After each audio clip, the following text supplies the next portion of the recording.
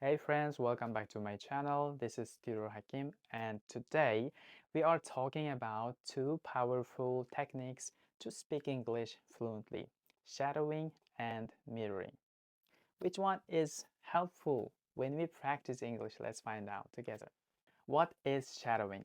It is repeating what we hear immediately after or at the same time as the speaker. And by shadowing, we can improve our pronunciation, rhythm, or intonation naturally. And it's best for fluency, accent reduction, or listening and speaking speed.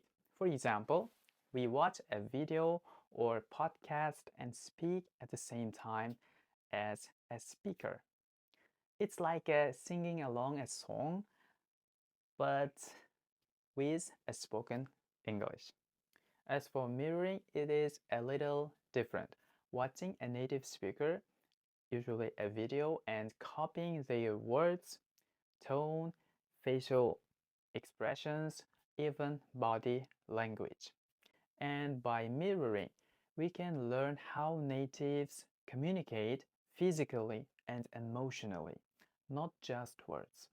And it's best for improving confidence, learning natural expressions, and practicing conversation style and emotions.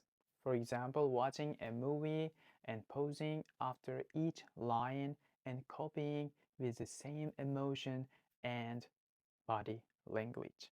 Which one is better when you practice English speaking? Actually, it's up to you. If your goal is fluency and pronunciation, you can go with shadowing. And if your goal is sounding natural and confident in conversation, you can go with mirroring. But you know what? The best part is you can combine both and level up your English.